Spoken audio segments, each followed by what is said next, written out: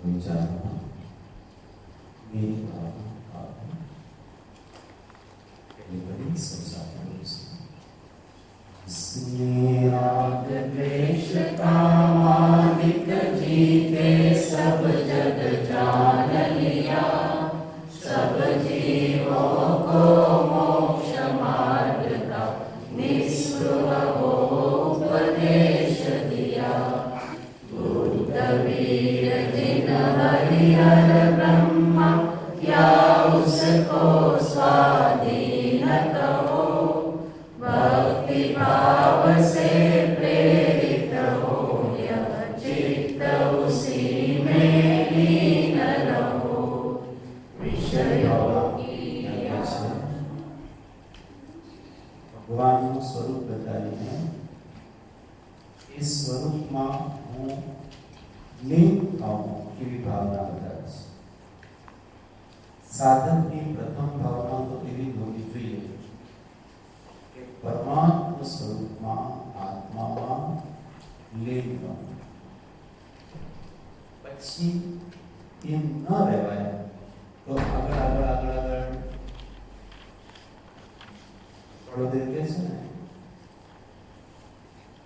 क्षणे क्षणे पलटाती स्वभाव रूपी नदी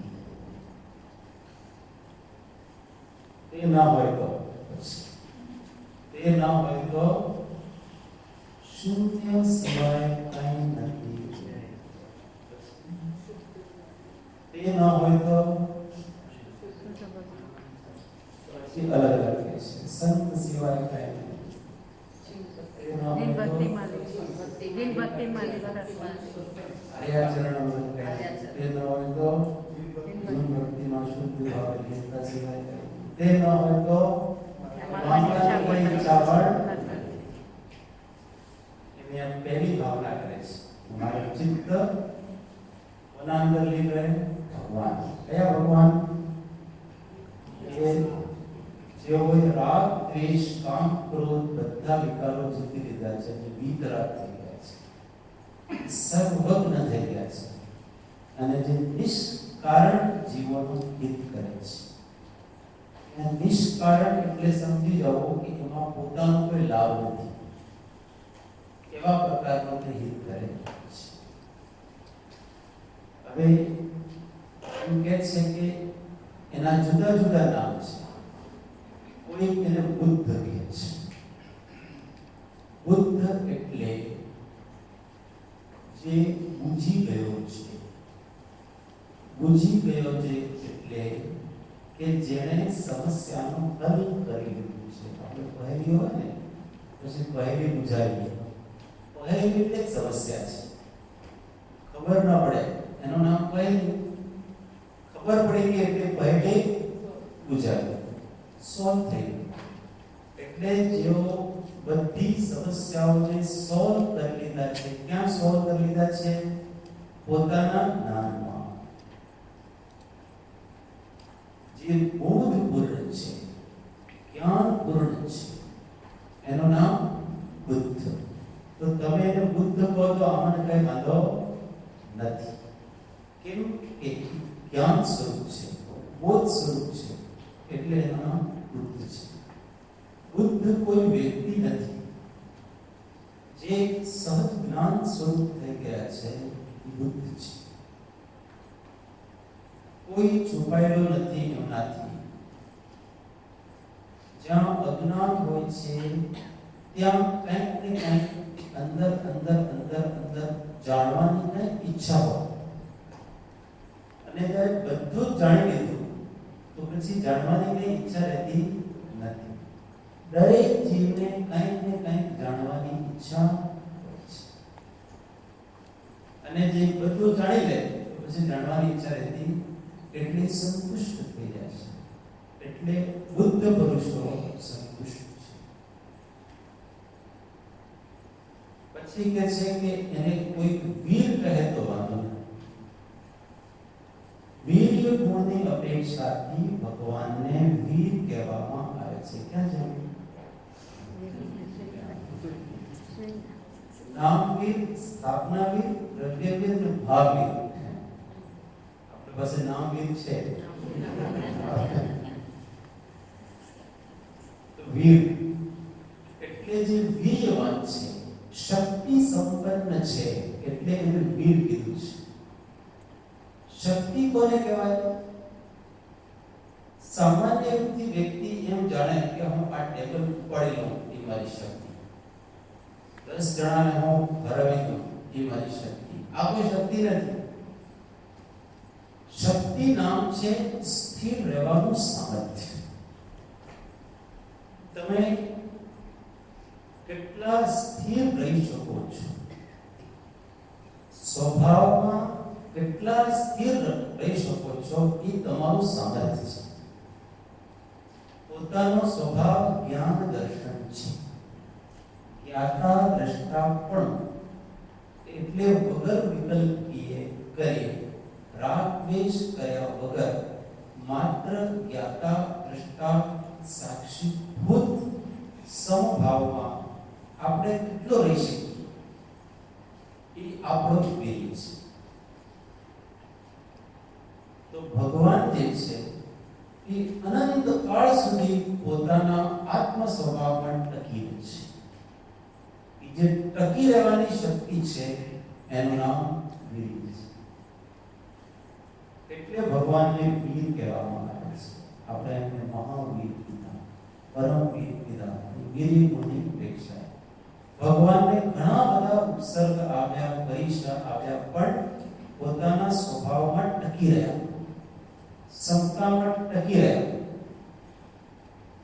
જો કે રિએક્શન કરતા, પ્રતિકાર કરતા તો સામેવાળાને મારી શકતા હતા કે ન મારી શકતા? કપટના જીવને મારી શકતા હતા. અને જે ઉપસર્ગ કરવા આવ્યા એમના પાસે એટલો અતુલિત બળ હતો કે પ્રતિકાર કરી શકતા હતા, પણ એ સામર્થ્ય નથી. પ્રતિકાર કરવો, બદલો લેવો એ સામર્થ્ય નથી, તો ઉલટું પોતાનું અસામર્થ્ય બતાવે છે.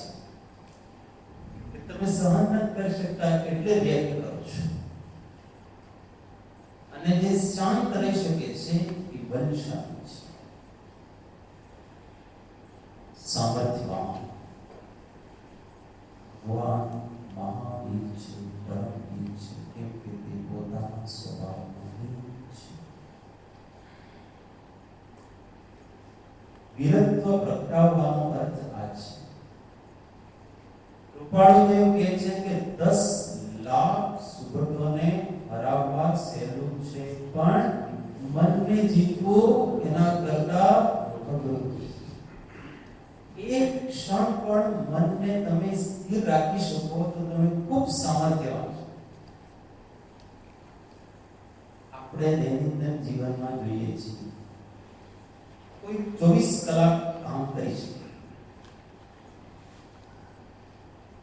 પણ 24 કલાક ભલે રહેશે. એટલે શરીરની શક્તિ, એક્ટિવિટી એ વધારે કરી શકે છે, એના કરતા ઓછી એ વચનની એક્ટિવિટી કરે છે. અને કોઈ 5-6 કલાક બોલી શકે, પણ એને કહો કે તારે ખાલી 2 ઘડી શાંતિથી એક વિષય ઉપર તત્વ વિચાર કરવાનો છે. અમે એમ પણ નથી કહેતા કે તારે સ્થિર થવું છે. આજે એક સબ્જેક્ટ તમને આપીએ, એ જ સબ્જેક્ટ ઉપર તમારે 2 ઘડી સુધી લાગી રહેવાનું છે. બીજા વિચાર નથી કરવાના, એ જ સબ્જેક્ટના વિચાર કરવાના છે. હવે આ 6 કલાક બોલવા કરતા આ અઘરું છે કે ચિંતન કરવું, શરીરની ક્રિયા કરવા કરતા બોલવાની ક્રિયા કરવી એ અઘરી છે, કેમ કે આમાં સામર્થ્ય વધારે છે.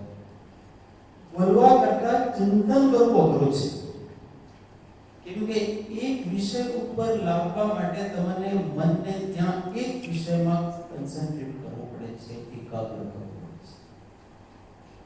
કોઈ વ્યક્તિ ઘણો વિચાર પણ કરી શકે, કર્મની પ્રવૃત્તિઓ વિચારે, ગુણસ્નાન વિચારે, તત્વનો વિચારે, ભાવના વિચારે, ઘણો વિચાર પણ કરી શકે.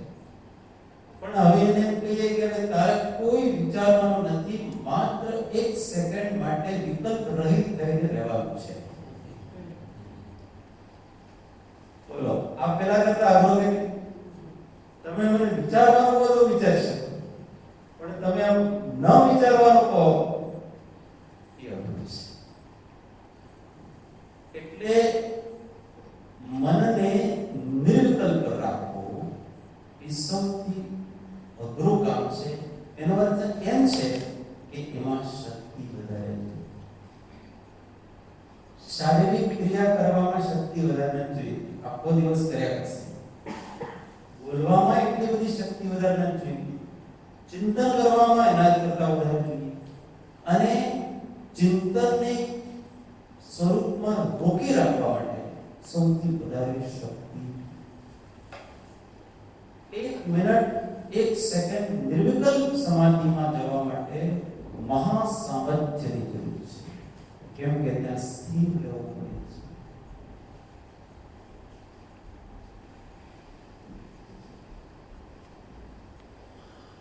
ભગવાન મહાવીર ગોશાલક એ એમનો વગર પૂછે શિષ્ય બની ગયો ને એનો પાછળ ભરતો જ થયો. તો ખોટી કાંઈક કરી ગયો તો ચમત્કાર. એટલે એકવાર ભગવાન મહાવીર જ્યારે મુનિ અવસ્થામાં હતા, એમના સામે તેને લોકોએ માર્યો. ભગવાન મહાવીરના જ્ઞાનમાં તો આવ્યો, પણ ભગવાન મહાવીર કોઈ રિએક્શન ના. આપણે સામે આપણા કોઈ ફોલોઅર્સને કંઈક કોઈ કહેતો હોય, મારતો હોય તો આપણને રિએક્ટ કરવાની ઈચ્છા થાય કે ના થાય? પણ ભગવાન મહાવીર જો કૃપાળુથી એમ કરે, જો ગોશાલકને ભગવાન મહાવીર બચાવતા તો ભગવાનને તીર્થંકર પણ ફરીથી કરવું પડે. આ સામર્થ્ય છે. કોઈ આપણને બે અપશબ્દ કે સાંભળવું અને શાંત રહેવું આ ઘણો અઘરું છે. અને એના કરતા અઘરું કોઈ આપણા કરતા આપણને કોઈ પ્રિય હોય એને કે એ જોરદાર છે. આ સામર્થ્ય છે. કોઈ ઘટનાને શાંત ભાવથી નિહાળવો અને એના પ્રત્યે રાગ થવા દેવો, દ્વેષ થવા દેવો, આનું નામ સામર્થ્ય છે. આનું નામ શક્તિ છે. શાંત રહી શકે એ શક્તિશાળી છે. વિચલિત થઈ શકે એ શક્તિશાળી નથી. એટલે ભગવાનને અત્યારે અનંતાન સિદ્ધો છે. આપણે એમને કહીએ કે અનંત શક્તિશાળી છે, અનંત વીર્ય સંપન્ન છે. એટલે શું છે? એ પોતાના સ્વભાવમાં સંપૂર્ણ રૂપથી લીન છે. એમને હવે કોઈ ચેન્જની જરૂર નથી. આપણે ચિત્ત ચંચલ છે કે ચેન્જ જોઈએ. 2-2.5 દિવસમાં નું મેનુ પણ જો તમારે ચેન્જ ન હોય તો અલગ અલગ જોઈએ. 2.5 દિવસે અલગ અલગ જોઈએ. એક સરખું ખવડાવે તમે સવાર સાંજે રોજ એક સરખું, એ પણ ના ચાલે. ત્યાં કોઈ ચેન્જ નથી. માત્ર એક ધારું ચૈતન્ય રૂપ લે છે. સામર્થ્ય.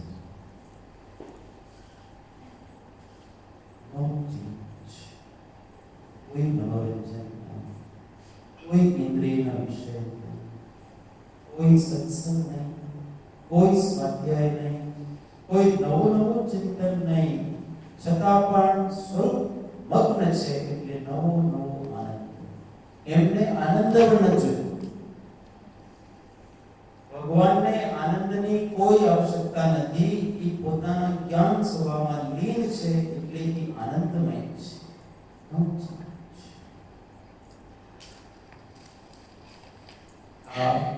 આનું નામ વીર્ય છે.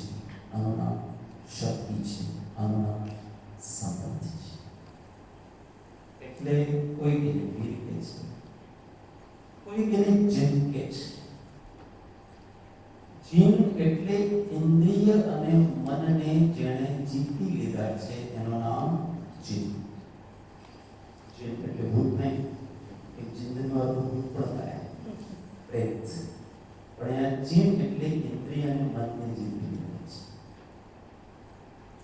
કેવળી ભગવાનને પાંચો ઇન્દ્રિયો છે, પર્યંતની અપેક્ષાથી વાત કરતા અને મન પણ છે, આંખ છે, કાન છે, બધું છે, જીભ છે, બધું છે, પણ એક પણ ઇન્દ્રિય વિષયનો સેવન ન કરે. ઇન્દ્રિય વિષયને જાણે છે, એક ખાટાને ખાટું જાણશે, મીઠાને મીઠું જાણશે, પણ ખાટા મીઠામાં કોઈ રાગ દ્વેષ નહીં. એને ખાવાની ઈચ્છા ન થાય, એને ન ખાવાની ઈચ્છા, એને બોલવાની ઈચ્છા ન થાય, એને ન બોલવાની ઈચ્છા, એને જોવાની ઈચ્છા ન થાય, એને ન જોવાની ઈચ્છા નથી, એને કોઈ સ્પર્શ કરવાની ઈચ્છા ન થાય, એને કોઈ ન સ્પર્શ કરવાની ઈચ્છા ન થાય. કેમ કે એ ઇન્દ્રિયો વગર એમનું જ્ઞાન સમસ્ત ઇન્દ્રિયોના વિષયને જાણે છે. આપણે જે આંખથી જે જોઈ શકીએ છીએ, કેવળી ભગવાન એમની આંખથી એ વસ્તુ નથી.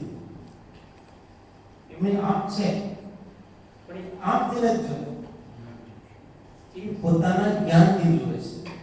આપણે ચક્ષુ ઇન્દ્રિય વડે જેટલા વિષય છે, એ બધા વિષયને ઓટોમેટિક ત્રણ કાળના ઇન્દ્રિય વિષયને જ્ઞાન આવ્યું છે, એટલે એને આંખથી જોવાની જરૂર નથી. એટલે ભગવાન કોઈ વિષયનો વ્યવહાર કરતા નથી, બોલતા નથી, ખાતા નથી, પીતા નથી, કઈ નહીં કરે, વાત પણ ન કરે. આશીર્વાદ એના આપણે નમસ્કાર કરીએ તો તથાસ્તુ એમ કહેતા હોય ને, કહેતા હોય ભગવાન. તમારે ભાઈ સ્તુતિ કરવી તો સ્તુતિ કરો, નિંદા કરવી તો નિંદા કરો, એ તો સ્વરૂપ ભક્ત છે.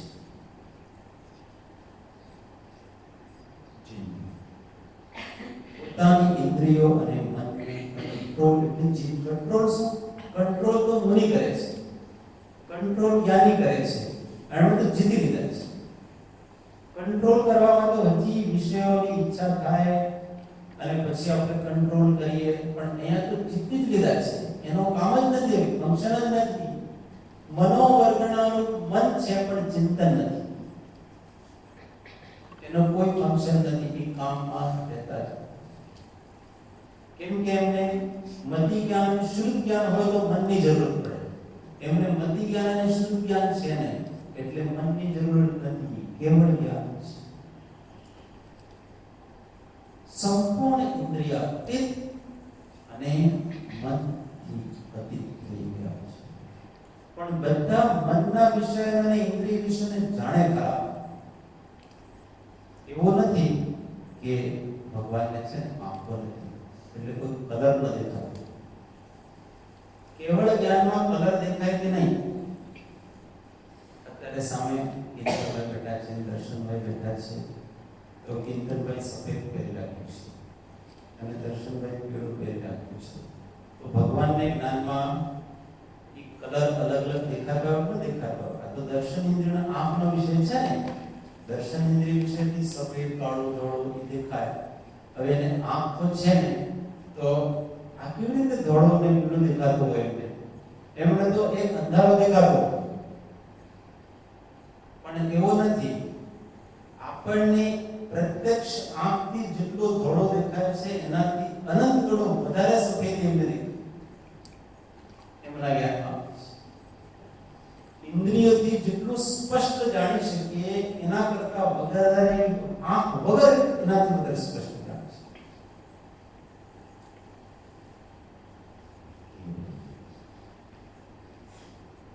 એમને ઊંઘવાની ઈચ્છા નથી, ખાવાની ઈચ્છા નથી. શરીર છે તો ભૂખ લાગે કે નહીં? ભગવાનની શરીર છે, જેને જેને શરીર હોય એને ભૂખ લાગે કે ન લાગે? ભૂખ લાગે, પણ એને ખાવાની ઈચ્છા નથી. જે જીવ સમાધિમાં હોય એને શરીરનો કોઈ ભાન ન હોય, એટલે શરીર પ્રત્યે કોઈ રાગ ન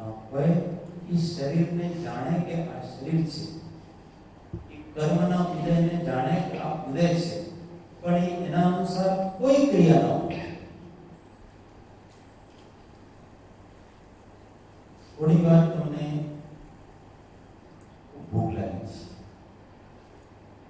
ખૂબ જ ભૂખ લાગી છે, અને એમ કહીએ કે ભાઈ તો ભોજન આજે છે 3 વાગે ચા બની નથી, એટલે ટાઈમ થોડો વધારે કરી, પછી તમને કહ્યું ચલો 3:30 વાગે ચા મળશે.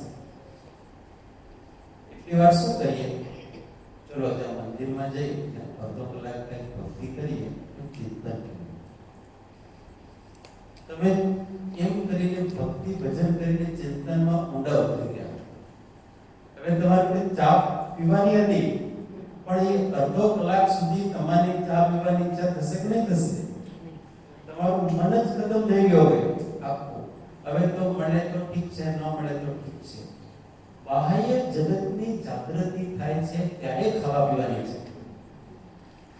પણ બાહ્ય જગતની જાગૃતિ ન હોય તો એને ખાવા પીવાની કોઈ ઈચ્છા હોય નહીં. એમ કેવળી ભગવાનને બાહ્ય જગતની કોઈ જાગૃતિ છે જ નહીં.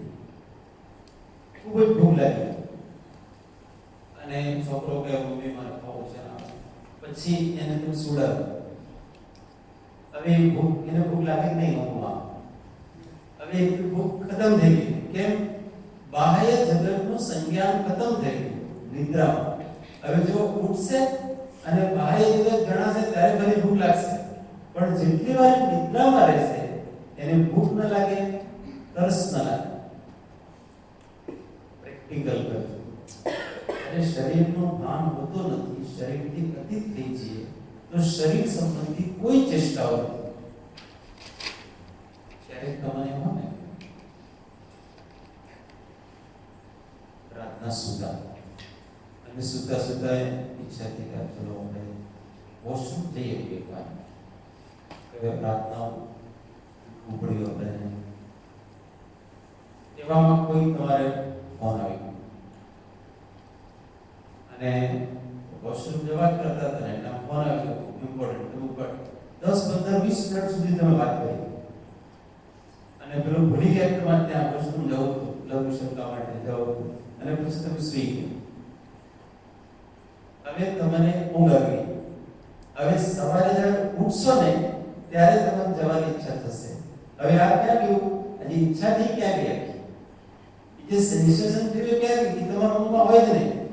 કેમ કે શરીરનું ભાન નથી. હવે જ્યારે તમને ભાન થશે ને, ઉપયોગમાં થશે ને, ત્યારે એ ચેષ્ટા કરવાની ઈચ્છા થશે. એમ કેવળી ભગવાનનો ઉપયોગ માત્ર પોતાના જ્ઞાન સ્વરૂપ પર છે, એટલે એમને શરીર સંબંધી કોઈ ચેષ્ટાઓ થતી નથી. એટલે એમને ભૂખ ન હોય, તરસ ન હોય, લોંગ કોલ, શોર્ટ કોલ કઈ હોય જ નહીં. એમને બસ જેટલો આયુષ્ય કર્મ છે એટલા કાળ સુધી એ શરીર ચાલશે, પછી આત્મા એનાથી જુદો થશે. પણ કોઈ શરીર સંબંધી ચેષ્ટા નહીં. આનું નામ જીતેન્દ્રિય છે, આનું નામ મનોજય છે. એટલે ભગવાનને જીત કીધું છે અને ઇન્દ્રિય અને મનને જીતી દીધું છે. પછી કહે છે કે હરિ. હરિ એટલે જે બધાને મેન્ટેન કરે છે, પાલન કરે છે,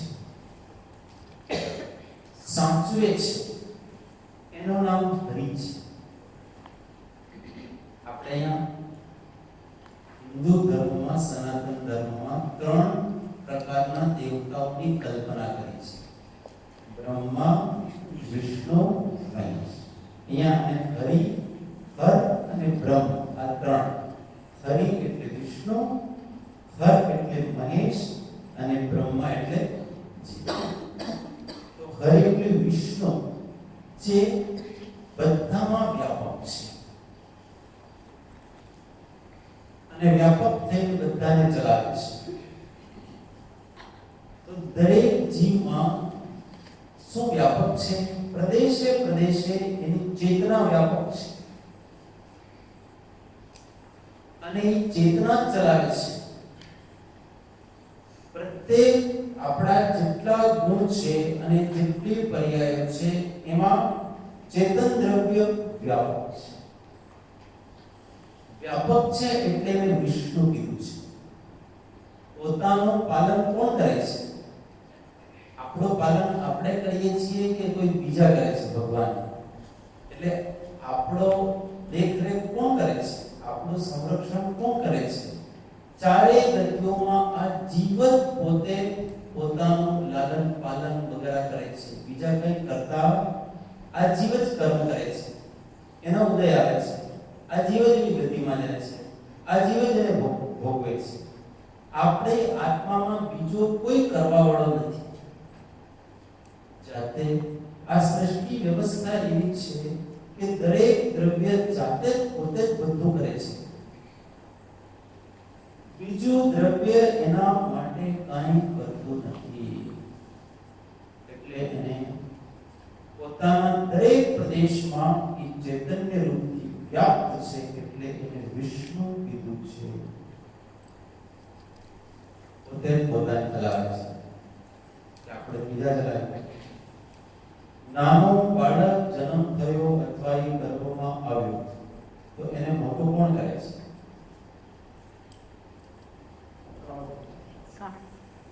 મોટો કોણ કરે? મમ્મી કરે? મમ્મી દેખભાલ કરે? મમ્મી ન તો દેખભાલ કરે છે ન મોટો કરે છે. મમ્મી માત્ર પોતાનો રાગ કરે છે. બીજું કઈ નથી કરતી. એને અનુરાગ છે. બસ એટલું જ છે. તમે એની દેખભાલ ન કરો તો પણ એને તમે એક જગ્યાએ મૂકી આવો છો તો એની જે પરિણતિ એ થશે. આપણે તો માત્ર ડાપણ કરીએ છીએ, બીજું કઈ નથી કરતા.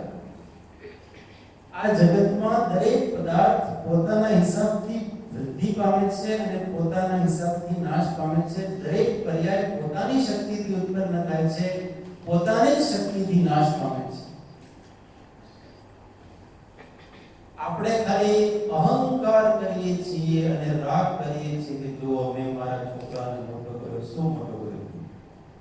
એ તો આપોઆપ કરવાનો ખીચો તમે ખીચા કે હાથ ખીચાને કરીશું ને, એ તો ઓટોમેટિક થઈ રહ્યું છે. સંસ્કાર તો આપવો પડે. સંસ્કાર ન આપો તોય એને સંસ્કારી થવાનું થશે. એના ભવિતવ્ય અનુસાર એ પોતાનું ગોતી લેશે નિમિત્ત. એમાં પણ માત્ર આપણો અહંકાર ઘણા બધા સંસ્કાર આપવાની ઈચ્છા રાખે નથી.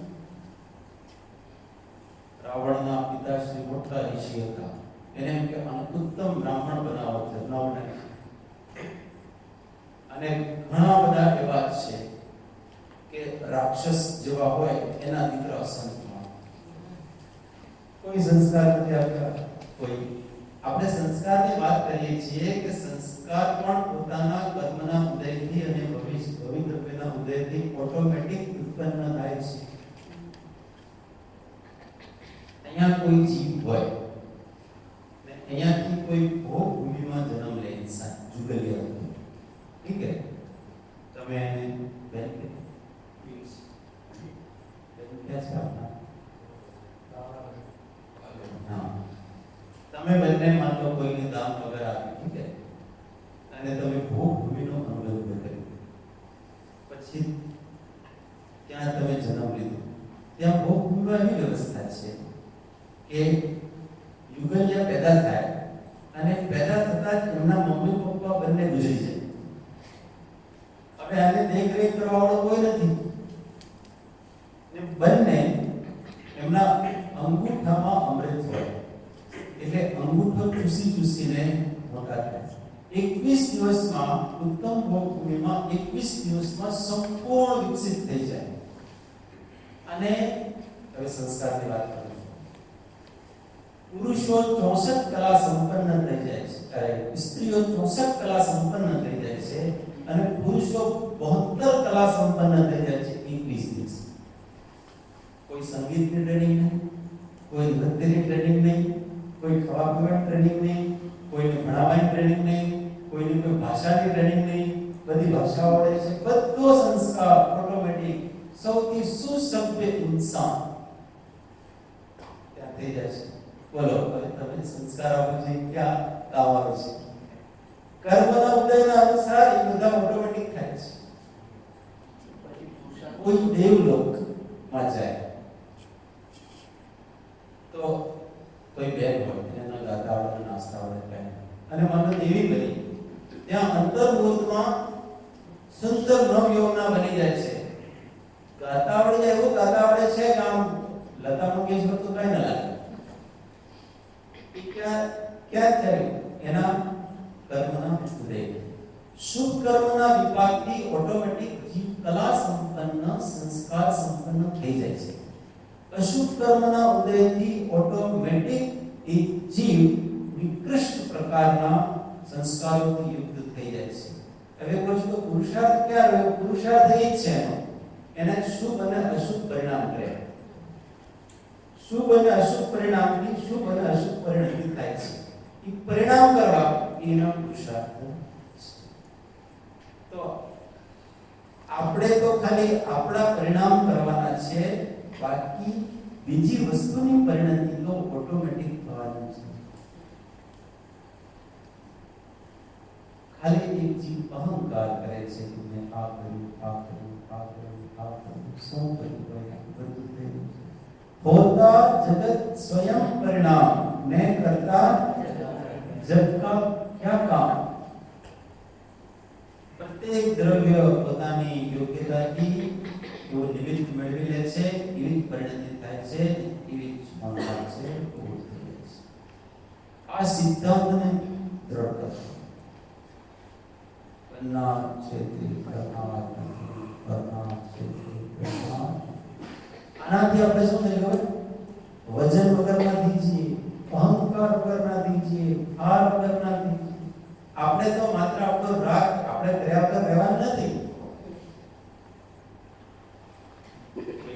નાનો દીકરો 6 મહિનાનો એમ કહીએ તો આને મમ્મીએ તો કઈ ધ્યાન ન રાખે ને તો મોટો થશે, તારે કઈ નથી રાખવાનું. પણ એમ કરી ન શકે. કેમ ન કરી શકે? રાગ એના પ્રત્યેનો જો મોહ છે, કર્યા કરે. કોઈ એમ કે કરા કે આપણે બધું થવાનું જોડવું તો આપણે કઈ ના કરીએ તો બતાવો, કઈ ના કરી બતાવો. તમારો જેમ થવાનું છે તેમ તમે ઓટોમેટિક તમારા વિચાર આવશે, ઓટોમેટિક તમારે એવો હાથ ચાલશે, બધું થશે. એમાં તમે કર્યા વગર રહી જ ન શકો. આવી વસ્તુ વ્યવસ્થા, આ વસ્તુ વ્યવસ્થાને જાણી જાય છે, એ જીવ થઈ જાય છે. આપણે કઈ કરી શકતા નથી.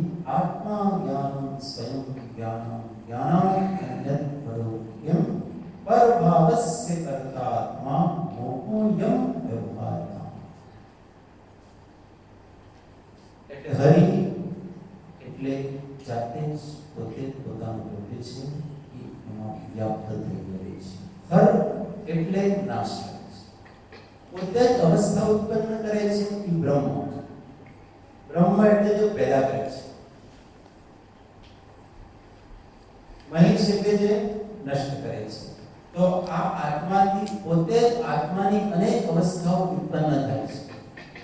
આપણે કોઈ બીજી ગતિમાં હતા, પર્યાયમાં, એનાથી મનુષ્ય થયા તો કોણે કર્યા? આપણે થયા કે કોઈ ભગવાને કર્યા? આપણે એવા કર્મ બાંધ્યા હતા, એના ઉદયથી આપણે તો બ્રહ્મા કોણ થયા? આપણે થયા તો બીજે થયા. આપણે જ બ્રહ્મા થયા. ને આ પર્યાયનો નાશ પણ આપણા અંદર જ થવાનો છે, કોઈ બીજાના અંદર નથી થવાનો. આનો નાશનું કારણ પણ આપણે જ છીએ. તો પછી મહેશ કોણ થયા? આપણે. અને આ આખી પર્યાય અનુસાર આપણે જીવીએ છીએ. કોના આધારે? બીજાના આધારે? બીજા ચલાવે કે આપણે ખુદ જ જીવીએ છીએ. એટલે વિષ્ણુ પણ આપણે. એટલે ઉત્પાદ, વ્યય અને દ્રવ્ય. આનું નામ છે બ્રહ્મા, મહેશ અને વિષ્ણુ. દ્રવ્ય છે વિષ્ણુ છે, ઉત્પાદ છે બ્રહ્મ છે, અને વ્યય છે શિવ છે. એટલે તમે એને બ્રહ્મા કહો તો અમને કોઈ વાંધો નથી કે આખી સૃષ્ટિનું સર્જન કર્યું છે એ ભગવાન છે, તો અમે માનીએ છીએ. મારે અંદરની જેટલી સૃષ્ટિ છે એનું સર્જન કોણે કર્યું છે? આપણી દુનિયા કોણ બનાવે છે? આ જગત તો જે બનાવે પણ આપણે અંદર જે દુનિયા છે એની કોણ બનાવે છે? અચ્છા, આપણે જેટલા સંબંધો બનાવ્યા છે એ કોને બનાવ્યા? આપણે મમ્મી કોને બનાવી? આપણે જ માન્યું છે કે અમારી મમ્મી છે, આપણે જ માન્યું છે કે અમારા પપ્પા છે, આપણે જ માનીએ છીએ કે અમારો ભાઈ છે, આપણે જ માનીએ છીએ કે અમારી બહેન છે, આપણે જ માનીએ છીએ કે પેલો 7 વાર ફરીને માને અમારી પત્ની થઈ ગઈ. કલ્પનાથી બધું માને છે. આ બધી કલ્પના કરીને આ કાલ્પનિક સૃષ્ટિ પેદા કોણે કરી? આપણે. એટલે આ સૃષ્ટિનું રચયિતા કોણ છે? આપણે બ્રહ્માજી છીએ. બીજાથી કોઈ 4 મુખ વાળા બ્રહ્મા હોતા. અને આ સંબંધોનો નાશ કરે કોણ કરે છે? આજથી તો મારી પત્ની નથી, છૂટાછેડા. તો કોણે કર્યું? તમે માત્ર કલ્પના હતી, કલ્પના કરીને માન્યું હતું, હવે કલ્પના છોડી દીધી. હા સાહેબ, 3 ક્વેશ્ચન્સ આવે છે. પહેલી વસ્તુ બરાબર હમણાં તમે જે કીધા ને એ એક્ઝામ્પલ પ્રમાણે મધર, ફાધર, બ્રધર, સિસ્ટર એ મારી ચોઇસ ના નહોતા, તો મેં કેવી રીતે એનું સર્જન કર્યું હોય? કર્મના હિસાબે મને મળ્યું છે. First thing. સેકન્ડ થિંગ, બીજો પ્રશ્ન એ છે કે ઘણીવાર છે ને આપણે એમ વિચારે કે જે પણ આપણી સાથે થાય છે ને એ કર્મના હિસાબે થાય છે, કેમ કે આ કર્મનો ઉદય એવો થાય. હવે ઘણીવાર એવું થાય છે કે સપોઝ કિન્નરભાઈ એમ બેઠા છે, એવું પણ બની શકે કે નવો કર્મ આવે, એમને મને ઝાપટ માર્યું કોઈ કારણ વગર. હવે આપણે બે રીતે એને જોઈ શકીએ, કાં તો એક મારા કર્મનો ઉદય થયો એટલે મને ઝાપટ માર્યો, કાં એક નવો કર્મ એમને વાગ્યો છે. કેમ કે જૈનિઝમમાં ક્યાંય પણ એવું નથી કે નવો કર્મ બાંધી ન શકે. હા, તમારો પ્રશ્ન શું છે? પ્રશ્ન એ છે કે એ એક્શન જે આપણે કરે છે, કાં તો એ જૂનો કર્મનો ઉદય હોઈ શકે, કાં એ નવો કર્મ ત્યારે ઓન ધ સ્પોટ બાંધી શકે છે. ના, તમે ફળની અપેક્ષા વાત કરો છો. તમને જે ઝાપટ મારી છે ને એ તમારો પૂર્વ કર્મનો ઉદય છે, એનો નવો કર્મનો ઉદય છે, નિમિત્ત છે. તમારા પૂર્વ કર્મનો ઉદય એટલે એ નિમિત્ત બન્યા. હવે એ નવો બાંધશે તમે પુરાનો ખલાસ કરો એમના નિમિત્ત. એટલે તમારા કરતા તમારા ભોગ કરતો છે. બધામાં એપ્લિકેબલ છે. કોઈ પણ ક્રિયામાં બતાવો જે કર્મનો ઉદય વગર થતી સ્વભાવ ક્રિયા વગર બધી ક્રિયાઓ ઉદયથી થાય છે.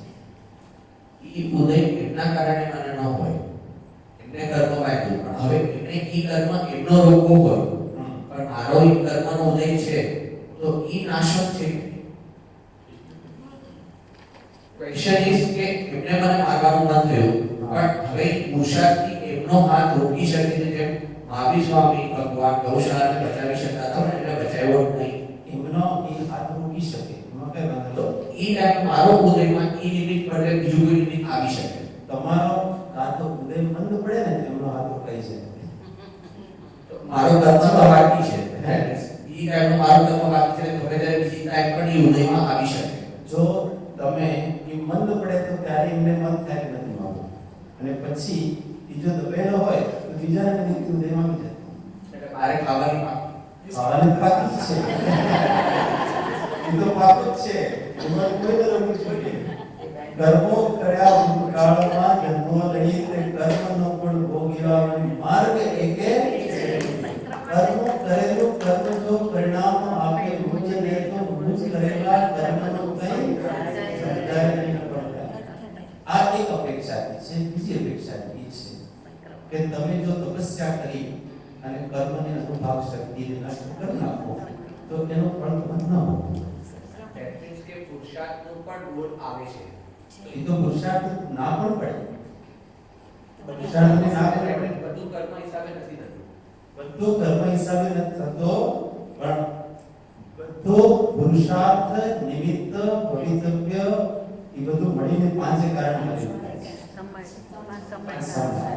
પણ જે થવાનું હોય એ થાય. ખ્યાલ આવે ને? તમારો તમે ભલે કોઈને હત્યા કરો, ઠીક છે, 100 જણાની હત્યા કરો, પણ તમને દંડરૂપ ફળ નથી મળવાનું. ભગવાને જોયું છે આ 100 હત્યા કરે છે પણ એનો કોઈ દંડ એને નથી મળવાનો, એની પર્યાય એનો ફળ એને મળવાનો નથી. તો તમને ઓટોમેટિક એનો પશ્ચાતાપ થશે, એ તમારી કર્મ બની જશે. કેમ કે તમારે એનું ફળ મળવાનું જ નથી. જે નથી મળવાનું ને એ નથી છે. ખ્યાલ આવે છે ને? તમે એમ વિચારો છો કે અત્યારે મેં નથી, પણ એ પહેલાની તકે તમે નથી મળવાનું એટલે તમારો પુરુષાર્થ ઓટોમેટિક બની જશે. જો અર્જુન પાંડવોએ મહાભારતની લડાઈમાં કેટલા લોકોને મારી નાખ્યા. અર્જુન એક તીર મારે 10,000 સૈનિક મારે. આપણે કીડીને મારી નાખીએ ને તો વિચાર કર્યો હવે આપણે શું થશે, આપણો કયા તરફમાં જઈશું, સાતમાંથી કંઈ નીચું હોય તો જઈએ, આપણે સાત જ છે. હવે એક તીરમાં 10,000 લોકો મારે છે. કેટલા દિવસોમાં લાખો કરોડો સૈનિકોને મારે. રામજી લાખો કરોડો, રાવણ એક કે નથી માર્યો. તમે રામાયણની લડાઈ તો વિચિત્રતા જુઓ, જે એક વ્યક્તિ નથી મારતો એ નરકમાં જાય, લાખો વ્યક્તિને મારે છે મોક્ષ જાય. રામ પહેલા દિવસની લડાઈ ચાલુ થઈ, રામાયણની લડાઈ 10 દિવસ સુધી ચાલી. અંતિમ 10મે દિવસે રાવણ આવ્યો યુદ્ધભૂમિમાં. એકવાર પહેલા આવ્યો તો ખાલી રામથી લડાઈ કરીને હારી જતો રહ્યો. એને રામના એક પણ સૈનિકને કોઈ ક્ષતિ નથી પહોંચાડી. રામે રામના અસંખ્ય કે લાખો સૈનિકો મારી નાખ્યા. રાવણ ઢરકે જાય છે અને રામ તમે લાખો લોકોને માર્યા તો એનો ફળ તો મળવું જોઈએ ને. પણ એને તપસ્યા કરીને એનો ફળ મળ્યું. કેમ કે એમનું ભાવિ શું છે? આટલા વર્ષ પછી મોક્ષ લાભ. એ પ્રમાણે પુરુષાર્થ મળે છે. એ કર્મની જલ્દી જરા તપસ્યા દ્વારા કરનાર. એટલે જે કર્મ છે કર્મ કરે છે ભોગવવા જ પડે એવું તો કાંઈ નથી. પોતાની સાધનાથી આપણે બધું કરી શકીએ, પણ એ થવાનું છે એટલે કરી શકીએ છીએ. આપણે એમ ન માનો કે આપણે કર્યું છે. એવી જ પ્રકારની પરિણતિઓ થવાની છે. જો આપણે એમ વિચારીએ કે આપણે પુરુષાર્થથી કર્યું એમ ને થવાનું નતું એ બદલી દીધું. આપણે જો થવાનું નતું એ બદલી દીધું એમ માનીએ તો સર્વજ્ઞ ભગવાનનું નામ ખોટું પડી. એમણે તો દરેક જીવની, દરેક પદાર્થની, દરેક પર્યાય જોઈ છે કે તમારી આ પર્યાય આટલા વર્ષ પછી આમ થશે. અને એમ જોઈ હવે રાજા શરીફને ભગવાને પૂછ્યું કે મારી ગતિ શું થશે? એમણે કીધું કે ભાઈ તમે ભલે સમજે હો પણ તમે જવાના નરકમાં છો, પાકું છે. હવે કેવડીના જ્ઞાનમાં આવ્યું છે કે પર્યાય બનવાની છે એટલે આવ્યું છે. તો હું કઈ મારા પુરુષાર્થથી એને ન કરી શકું? ભાઈ આઈ એમ સોરી, ન કરી શકું. તમારી બુદ્ધ છે આપો એવો બંધ થઈ ગયો છે અને એ પર્યાય બનવાની છે. બનવાની છે તો તપસ્યા દ્વારા ફેરફાર ન કરો ને તપસ્યા દ્વારા ફેરફાર કરીને જે થાય છે એ પણ એવી જ રીતે બનવાની છે એટલે તપસ્યા દ્વારા ફેરફાર કરીને છે. એમાં આપણે કોઈ એક પર્યાયને, કોઈ પણ કાર્યને, કોઈ પણ પરિણતિને આપણે એક સમય આગળ ન લઈ શકીએ, એક સમય પાછળ ન લઈ શકીએ. આવો આ સૃષ્ટિ સિદ્ધાંત છે, અપાટ્ય સિદ્ધાંત. પુરુષાર્થ છે. શું પુરુષાર્થ છે? યસ, એનું નામ છે. એટલે આપણો પુરુષાર્થ શું એ બતાવો. જીવનો પુરુષાર્થ શું છે એ બતાવો. આપણે તો હાથ પગ ચલાવવા એનો પુરુષાર્થ માનીએ છીએ. અરે હાથ પગ ચલાવવાને કોઈમાં ફેરફાર કરવો એનું નામ કોઈ પુરુષાર્થ નથી. કે હું આમ ફેરફાર કરતો નામ નહીં. ફેરફાર કરવો નામ પુરુષાર્થ નથી. જે જેમ થાય છે એને શાંત ભાવથી સ્વીકાર કરવો. આ પુરુષાર્થ જીવે અનાદિ નથી કર્યો, ફેરફાર કરવા માટે કર્યું છે. અત્યારે હું ધારું ને તો અત્યારે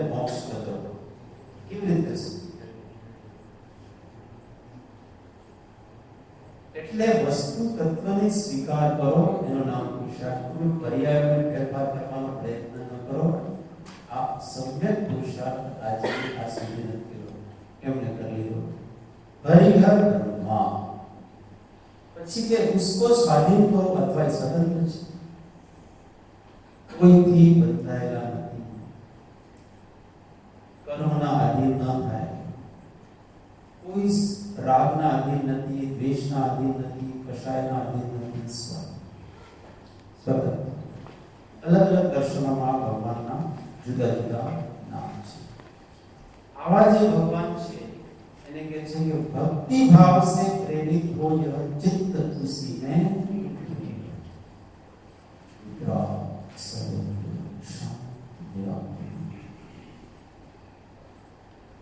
ભગવાન આપણે કહીએ પુરુષાર્થ. અચ્છા, ભગવાનમાં અનંત શક્તિ ઉત્પન્ન થઈ ગઈ છે, ઠીક છે? ભગવાન ફેરફાર કરી શકે ના કરી શકે?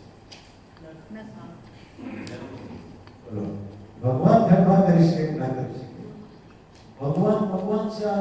નરકોમાં જીવ છે એ એટલા બધા જરા દુઃખી છે, તો એમ કરી શકે કે નહીં? અનંત શક્તિ વાળા છે તો થોડા જીવન સુખ પહોંચાડો કરી શકે ના કરી શકે? અસમર્થ છે. અરે ભગવાન પોતાનો અસમર્થ છે. બીજાની વાત શું કરો?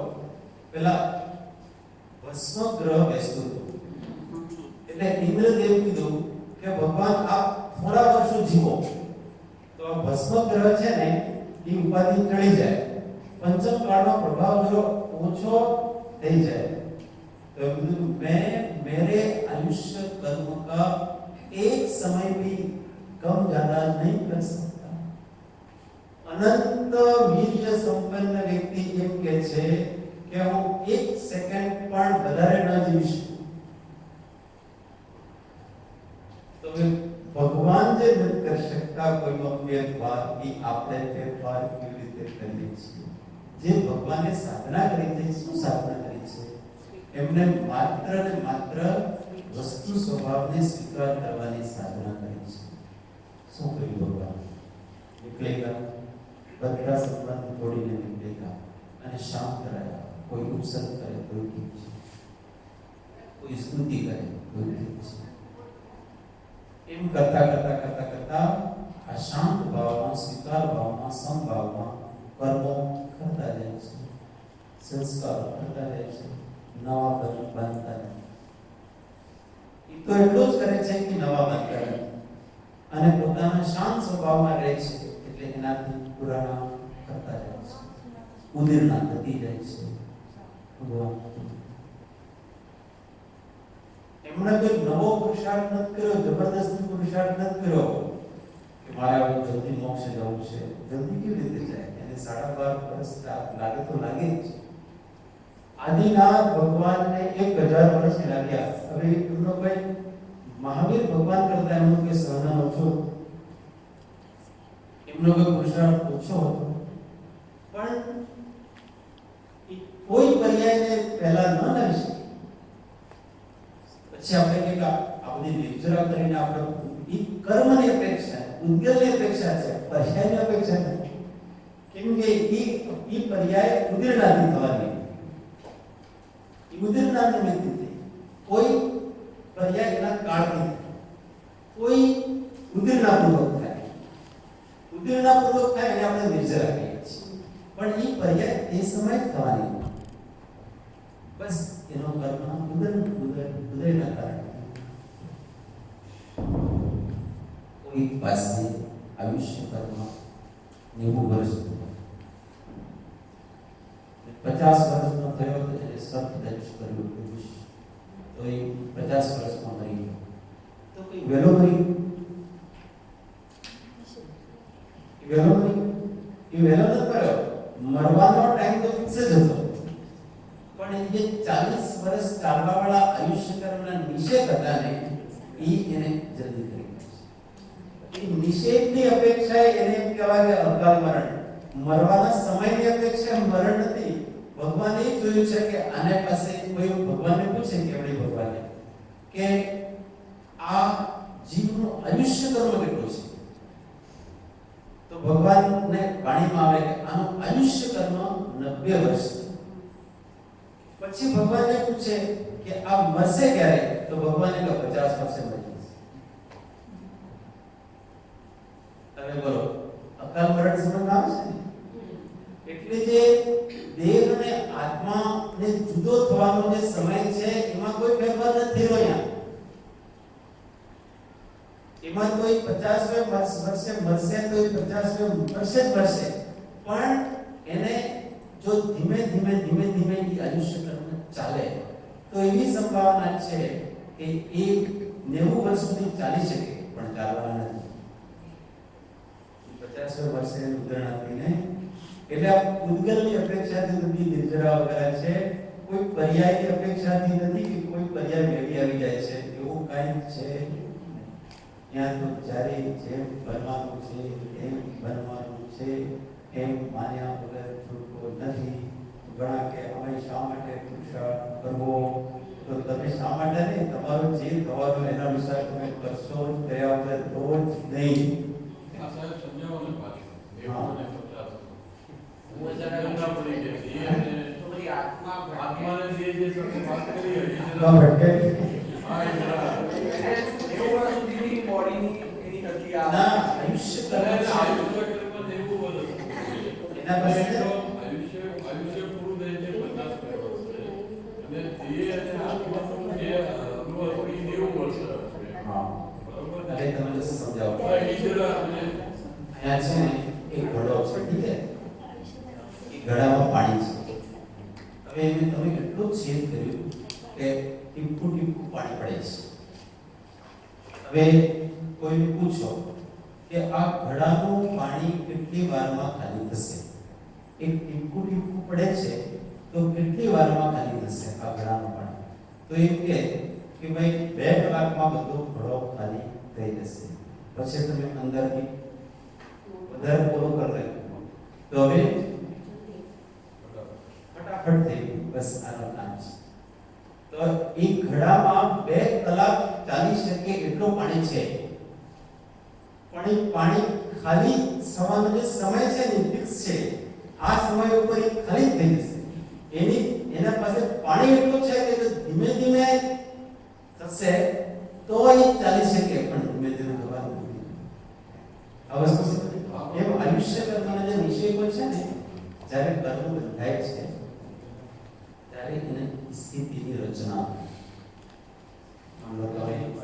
ભવિષ્ય પર્યાયમાં તમે સમય આયુષ્ય કર્મ ઉદયમાં તો પહેલા સમયમાં અવાળા નિષેધ એવા બંડલ બને, એમાં ઉદ્ગલના બંડલ બને તો એ 90 વર્ષ સુધીની ગોઠવણ થઈ જાય આખી. તો હવે ક્રમથી જ તમારી આવશે ને તો 90 વર્ષ પૂરા થશે ને અંતિમ નિષેધ તમારે ખીલશે. તમારી અંતિમ શ્વાસ 90 વર્ષે જશે. પણ હવે તમારું મરણ પહેલા છે, આયુષ્ય કર્મ વધારે છે અને આત્માથી શરીરનો વિયોગ થવાનો સમય આવી ગયો છે. તો શું કરશે ઉદીર્ણ? હવે કોઈ એવો વિષ અથવા એક્સિડન્ટ અથવા હાર્ટ એટેક અથવા કોઈ પણ પદાર્થથી હવે શેષ બચેલા છે ને એ બધી ઉદીર્ણ. આમ ભગવાન કેવલી સમુદ્ગાત કરે છે ને, એ કેવલી સમુદ્ગાત આવી રીતે કરે છે. હવે એનો આયુષ્ય કર્મ પૂરું થવા આવ્યું, બીજા કર્મોની સ્થિતિ ઉદાર છે. બીજા કર્મો તો ક્રમથી ઉદયમાં આવે, વેદની કર્મ, ગોત્ર કર્મ, નામ કર્મ, તો એ ઘણા વર્ષો સુધી ચાલે આવ્યા છે.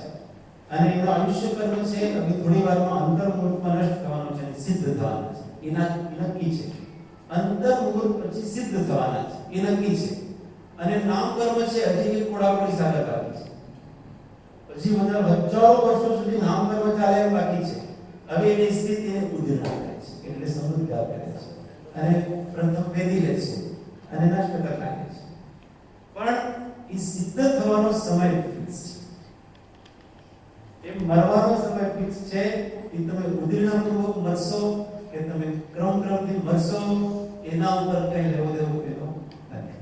આ આમાં એક સિમ્પલ વસ્તુ છે. આપણે ઘરમાં 10 કિલો લોટ છે કે આપણે 10 મિનિટ સાંભળાય નો માઇકમાં જેનો પ્રશ્ન કરો જરા માઇકમાં કરજો.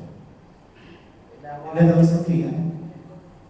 આ એક ઉડીનાનું કઈ રીતે એટલે આપણે જેમ કે 50 વર્ષે જે ત્યાગ કર્યો નહીં 50 વર્ષે જે ત્યાગ કર્યો તો પછી 90 વર્ષ સુધી એટલે ઉડીનાની જે તમે વ્યાખ્યા આપી એનું જરા થોડું વિશ્લેષણ અત્યારે વાત કરીએ એ 90 વર્ષ સુધી ચાલે એટલા તમારા ઉદ્ગત છે. 90 વર્ષ એમનું આયુષ્ય નથી. 90 વર્ષ એમનું આયુષ્ય કર્મ છે. ઓકે એટલે ઈ જે કર્મ બાકી આયુષ્ય કર્મ ઉદ્ગત છે અને જન્મ અને મૃત્યુની ઘટના એ આત્માની પર્યાય છે કે તમારો જન્મ ક્યારે થશે ને એ જન્મ તો એ શરીરથી તમારો આત્મા જુદો ક્યારે પડશે એ તમારે આત્માની પર્યાય છે. અલગ થવાની પર્યાય આત્માની પર્યાય છે. આત્મા મનુષ્ય પર્યાય છે.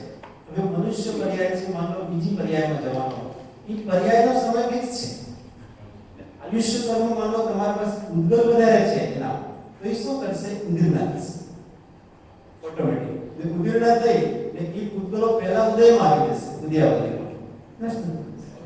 એટલે આયુષ્ય કર્મથી તો કોઈ લેવું નથી એના આમાં એક સિમ્પલ વસ્તુમાં આપણે એ રીતે સમજીએ કે 10 કિલો લોડ ઘરમાં પડ્યો છે આપણી પાસે 30 દિવસ ચાલશે કોઈ પણ નિમિત્તથી એ ડબ્બો આપણાથી પડી ગયો નીચે વેરાઈ ગયો તો આપણું એ ઉદીર્ણાથી લોડ સ્ટોક પતી ગયો ત્યારે એ થઈ ગયું એટલે સ્ટોકની અપેક્ષાએ આપણે જનરલી 4 જણા ખાશે તો જનરલી અમે 4 જણા ખાઈએ ને તો અમારે 1 મહિનો ચાલે. પણ જો તમારે 25 મહેમાન આવી ગયા 2 દિવસમાં પૂરું થયું પણ એ પૂરું થવાનો સમય ફિક્સ છે. ખ્યાલ આવે છે ને? મેક્સિમમ ટાઈમ આટલું છે હા ફટાફટ પતી જાય. ફટાફટ પતી જાય એવો. પણ એ ફટાફટ પતી જાય ફટાફટ પતવાનું છે કે રેગ્યુલર એમાં કઈ કરી શકવાના આપણે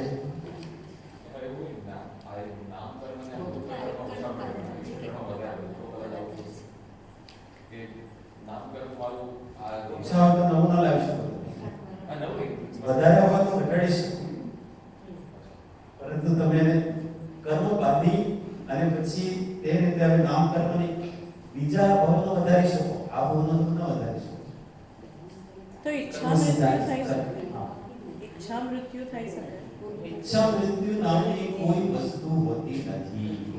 ઈચ્છા મૃત્યુ એટલે શું? હવે શરીર જીર્ણ શીર્ણ થઈ ગયું છે એટલે હવે આપણે એને જલ પાન ન આપો તો એ પોતાની રીતે પોતાને કાળે ક્ષીણ થઈને જતો રહેશે. એને જે શરીરને પોષણ મળે એ ન આપો. ઈચ્છા મૃત્યુ એટલે સંલેખના પણ તમારે મરવાનું ન હોય તો તમે ઝેર ખાઈ લો તો તમને બચાવી લેશે. તો જ્યારે તમારો મરણ નિશ્ચિત છે ત્યારે જ ઘણા બધા આહાર જળ છોડી દે છે લગભગ 80 દિવસ સુધી.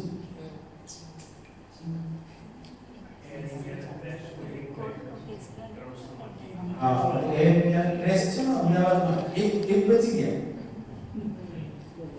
બધા મરી ગયા બધા ખાપ થઈ ગયા અને એ બચી ગયા એટલે એ વસ્તુની માન્યતા 40 વર્ષથી જે ઉદીર્ણા કઈ રીતે નિશ્ચિત કર્મની વાત આવે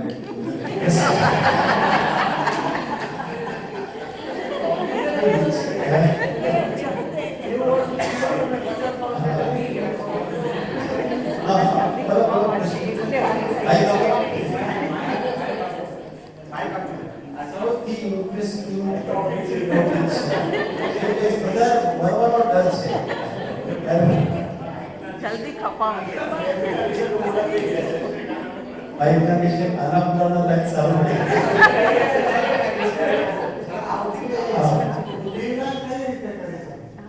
ઉદ્દીર્ણા પોતાનું પરિણામ કરે અને ઓટોમેટિક થઈ જાય. જો ઉદ્દીર્ણા કેવી રીતે થાય? તમે એક પાપ કર્યું તો પાછળથી તમને પશ્ચાતાપ હવે તમે પાપ કર્યું એટલે તમે સ્થિતિ માની લીધી, અનુભવ માની લીધો, બધું માની લીધું અને પછી તમને પશ્ચાતાપ પશ્ચાતાપ તમારી સ્થિતિ અને અનુભવ ઓછો કરે. સ્થિતિ અને અનુભવ ઓછો કરવાનો એનું નામ ઉદ્દીર્ણા છે. પણ જે નિકાચિત છે એની આપણે એ કર્મની અપેક્ષા નિકાચિત છે. પણ પર્યાય તો બધી નિકાચિત છે. કર્મ નિકાચિત તો કોઈ હોય, પર્યાય બધી જે સમય થવાની છે તે સમય હોય. ચલો હવે ભગવાન આગળ છે.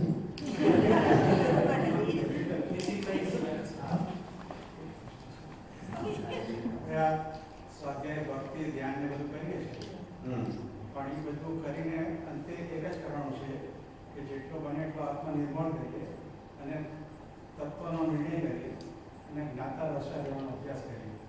હા, કરવાની છે આ બધી છે ને તત્વ ચર્ચાથી ઓટોમેટિક કર્મોની સંક્રમણ, ઉત્કર્ષણ, અપકર્ષણ, ઉદીર્ણ ઓટોમેટિક થઈ રહી છે. કેમ કે અત્યારે જો આપણે બહાર હોય, હવે તમે મને વાત કરો તો ફેક્ટરીમાં હોય તો કંઈક ને કંઈક સાંસારિક વસ્તુ વિચારો તો એનાથી પાપડ વધતો. હવે ઉદય તો નિરંતર ચાલી રહ્યો છે આઠે કર્મનો, પણ એ ઉદયના વખતે અત્યારે અહીંયા છે નિરંતર ચર્ચા કરી કે એ ઉદયમાં આવી આવીનું અત્યારે ગુજરાતી સ્વાધ્યાય પણ આમનો અહીંયા આવવાનો એમનો પુરુષાર્થ હતો કે નક્કી હતો? જો નક્કી હતો ને આવ્યા એ પુરુષાર્થ. ખ્યાલ આવે છે? એ નક્કી હતો ને આવ્યા એ પુરુષાર્થ. પુરુષાર્થનું પરિણામ અને નક્કી હોય એનું ફિક્સેશન છે આગળ. એ બંને છે. આપણે બધું જુદું જુદું છે. 5 કારણો મળે ત્યારે 5 અને તમારે સ્વીકારવું. એમને ભવિતવ્ય ન હોય તો એમને આવવાની ભાવના હોય તો આવી નથી. નિમિત્ત ન મળે તો એના આવશે. પાછું નિમિત્ત ને આધીન છે આખી વસ્તુ. એટલે આવા જે ભગવાન છે સર્વજ્ઞ વિતરાગી, જેમને વસ્તુ તત્વનું વાત વર્ણન કરવાથી સંસારની આ ચક્રથી ઉપર ઉઠી ગયા છે અને પોતાના સ્વરૂપમાં લીન છે. એવા પરમાત્મામાં મારું ચિત્ત લીન હોવું આ પહેલી ભાવના છે. હવે એમ કે છે કે જો એવા પરમાત્મામાં મારું લીન ન થાય તો પછી સેકન્ડ ઓપ્શન કમસે કમ આ થાય એની વાત કરે છે. બીજી ઘણી બધા સાથે રહીશું. વિષયો की आशा नहीं जिनके साम्य भाव धन रखते हैं, निज पर के हित साधन में जो निश दिन तत्पर रहते हैं, स्वार्थ त्याग की कठिन तपस्या बिना खेद जो करते हैं, ऐसे ज्ञानी साधु जगत के दुख समूह को हरते हैं. तो पहला પહેલી બે કડીમાં ભગવાનનું સ્વરૂપ બતાવ્યું, બીજી બે લાઈનમાં એમાં ભક્તિનું સ્વરૂપ બતાવ્યું. હવે આ કડીમાં ગુરુનું સ્વરૂપ બતાવે છે કે ગુરુ કેવા હોય છે. તો यहाँ कहते हैं कि विषयों की आशा नहीं जिनके, जिनने विषयों आशा विषय થઈ શકે. 5 ઇન્દ્રિયોના વિષય એમના સામે હોય પણ એમને આશા અથવા તો ઈ આશાને વશ વિષયાશા વશાતી વિષયની આશાના વશથી અધિત છે. એટલે કદાચ કોઈ વિષય સેવન કરવાની ઈચ્છા તો થાય પણ એ ઈચ્છાને આધીન નથી. એટલે ઈચ્છા અનુસાર એમને કરવું જ પડે, એ ઈચ્છા એમને કરાવી જ લે એવું કહે. એવી એમના અંદર સંયમની શક્તિ છે કે પૂર્વ સંસ્કારોના ઉદયથી કોઈ એવી બહારની વિષયની ઇન્દ્રિયોની ઈચ્છા થઈ જાય પણ એ તરત રોકી શકે છે. ઈચ્છાને દાસ નથી, ઈચ્છા એમની દાસ છે. સમજી આવતું કરે, નહીં તો ન કરે. આવા કંટ્રોલ પાવર જેના અંદર હોય છે એનું નામ ગુરુ છે. પોતાના ઇમોશન્સને જે કંટ્રોલ કરી શકે છે એના નામ ગુરુ છે.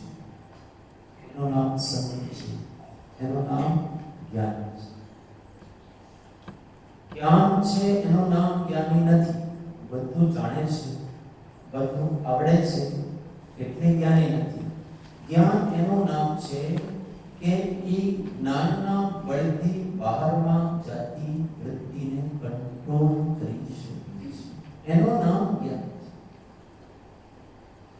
અને એ ન કરી શકતો હોય તો એ માત્ર વિદ્વાન પંડિત છે, જ્ઞાન એને રોકી ન શકતા હોય તો પછી અંતર્મુખ કેવી રીતે થાય? અંતર્મુખ ન થવાય તો પછી આત્માનુસંધાન કેવી રીતે થાય? આત્માનુસંધાન ન થાય તો આત્માનો અનુભવ કેવી રીતે થાય? અને જેને આત્માનો અનુભવ ન હોય એને આપણે જ્ઞાની સંત અને ગુરુ કહેવાય. કેમ કે ગુરુના લક્ષણોમાં સૌથી પહેલો આત્મજ્ઞાન, બીજું સમદર્શિતા. આ બે મુખ્ય છે. ત્રણ લક્ષણ તો કોઈકમાં હોય, બીજા ત્રણ વિચરે ઉદય પ્રયોગ પૂર્વવાણી પરમ શુદ્ધિ હોય તો હોય, ન હોય તો ન હોય. આ બે હોય તો ત્રણ હોય જ. અને એમાં ક્રમ છે. પહેલો આત્મજ્ઞાન. આત્મજ્ઞાન હોય તો સમદર્શિતા. આત્મજ્ઞાન વગર સમદર્શિતા હોય છે. અને સમદર્શિતા હોય તો વિચરે ઉદય પ્રયોગ. એની વાણી પણ અપૂર્વ હોય છે, એને પરમ શુદ્ધ પણ હોય છે. એટલે અહીંયા કહે છે કે વિષયો की आशा नहीं जिनके ગુરુ આવા છે. એટલે વિષયોની કોઈ આશા ભલે તમે આપો નહીં, એમને નથી. जो संसार के पीछे पीछे, विषयों के पीछे पीछे, धन दौलत के पीछे भागता है तो विषय उसके आगे आगे चलते, और जो उनको ठोकर मारता है उसके पीछे पीछे भागते हैं. तो मैंने जरा आटलू तो भोग ले, हमको जरूरत नहीं. विषयों की आशा नहीं. साम्य विषय એટલે પાંચ ઇન્દ્રિયોના વિષય. પાંચ ઇન્દ્રિયો છે. કઈ કઈ પાંચ ઇન્દ્રિયો છે? પાંચ ઇન્દ્રિયો નામ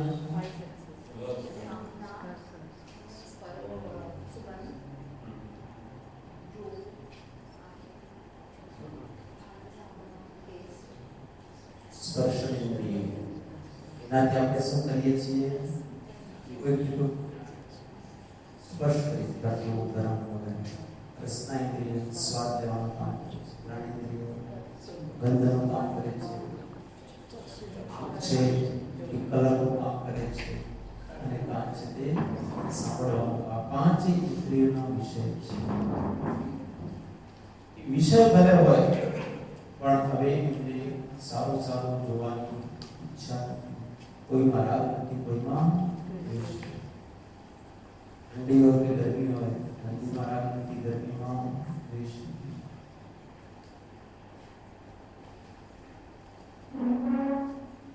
વિષય છે ને એ વિષ છે, જાણે છે. વિષય શબ્દમાં પણ વિષ છે ને, વિષ યહ વિષ ઇતિ વિષય. જે વિષ છે એનું નામ ઝેર. આત્મા માટે ઝેર છે. વસ્તુ ઝેર નથી. એ વસ્તુમાં રાગ દ્વેષ કરવો એ ઝેર છે. એટલે નિમિત્તને અપેક્ષા એમને પણ ઝેર કહી દીધા. અમૃત પ્રત્યે ખૂબ અનુરાગ હોય તો એ ઝેર છે. ઝેર છે. અને વિષ પ્રત્યે ખૂબ દ્વેષ હોય તો એ ઝેર છે. બધું ઝેર જ છે. એટલે રાગ અને દ્વેષ કરવા સામ્ય ભાવ ધન રખતે. એમના પાસે કયા પૈસા છે? સાધુ સંત પાસે પૈસા કયા છે? સામ્ય ભાવ. સંત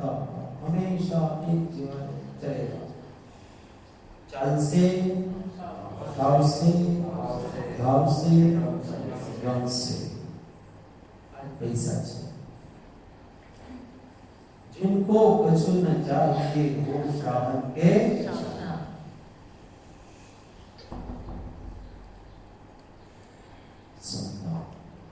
समता और भीतर निर्भय હવે જો આપણે શિબિર આયોજિત કરીએ દરબારીનું પૂછ્યું ત્યાં રહેવાની સગવડતા શું છે ભોજનની વ્યવસ્થા કરાવી છે ટોયલેટની વ્યવસ્થા કરાવી છે ઠંડી ગરમી આવું શું કે લાચાર પછી બહુ છે ક્યારેક લાઈટ જતી રહેશે ક્યારેક ભોજનમાં અગરામ પેલો મોડો થાય ક્યારેક ચા પીવાનું મળશે અને એવો સંભાવના બધી ગરમી લાગશે બધું થશે એસી છે ખરો તો પેલાને એમ કહેવાનો ડરે ગરમી છે બોલાવી શું થઈ ગયું ડર કોનો છે સામ્ય ભાવ નથી ભાઈ સામ્ય ભાવ જે હોય એને શું કરવાનું છે કે જેવી પરિસ્થિતિ છે એવી પરિસ્થિતિ અનુસાર આપણે એને સ્વીકાર કરી લેવાની છે એનું નામ સામ્ય ભાવ હવે ભલે એમ કે કેતનભાઈ કે આવી રીતે અગવડ હશે ભાઈ તમે નહીં આવતા તો પેલો ના જેવો ચાલશે મારે परिस्थिति स्वीकार कर ले जो होगा वो देखा जाए અત્યાર દિશા માટે ડરવું જે પરિસ્થિતિ હજી આવી જ નથી એને પહેલા દિશા માટે ડરવું ત્યારે બધું ત્યાંના પાપ પુણ્ય અનુસાર થશે પણ હજી જે પાપ પુણ્યનો ઉદય આવ્યો જ નથી એનાથી શા માટે ડરવું કદાચ આપણું પુણ્ય વધારે વધી જાય ત્યાં તો ઘરે અવગણ થવાની હોય ત્યાં સફળ થઈ જાય એવો પણ થાય થાય કે ના થાય એટલે જેને સામ્ય ભાવ છે કે મારે એ પરિસ્થિતિને સ્વીકાર કરવી લેવા એટલે કોઈ ડર નિર્ભય એટલે વન હોય છે કે ન આ પૈસા જેના પાસે છે એ પૈસા ક્યારેય કમ પડતા એનો ચક્રવૃદ્ધિ વ્યાજ કરે છે व्याज करे છે निज पर के इस साधन में जो निश्चित तत्पर रहते हैं અને એવું નથી કે એ સ્વાર્થી હોય છે સાધુ સંતો નિજ પર પહેલા નિજ અને પછી પર એ બંનેમાં નિશ્ચિત તત્પર રહે પોતાના કલ્યાણમાં અને બીજાના કલ્યાણમાં રાત દિવસ તત્પર રહે છે પોતાના કલ્યાણ માટે કેવી રીતે સર્વપ્રથમ તો એનું એ કર્તવ્ય છે કે મારે આત્માની શાંતિ આત્માની સમતા જાળવી રાખવી પછી બીજું કહેવાનું છે બીજાનું કરશે પણ એનો પ્રથમ લક્ષ્ય બીજાનું કરવામાં પણ એ છે કે આપણે સમભાવ રહેતો હોય શાંતિ રહેતી હોય તો બીજાનું કરવું નહીં તો ન કરવું બીજાનું કરવામાં જો આપણને ઘણું બધું ઇરિટેશન્સ કશાય જાગતા હોય તો આપણે એવું કામ નથી કરવું પોતાની શક્તિથી વધારે કોઈ ઘણું કરવા જાય તો વિકલ્પો થઈ અને આત્મકલ્યાણ થઈ બેસે છે અને જે સ્વયં શાંત છે એ બીજાની શાંતિ કેવી રીતે આપી છે એટલે પ્રથમ તો એનું કર્તવ્ય છે કે પોતે પોતાના સ્વરૂપની નિષ્ઠામાં જોડે અને પછી જેટલી શક્તિ હોય એના અનુસાર જેટલું કરી શકે બીજા માટે કોઈ કરવા રાત ના કોઈ તો રાતના દિવસના કોઈ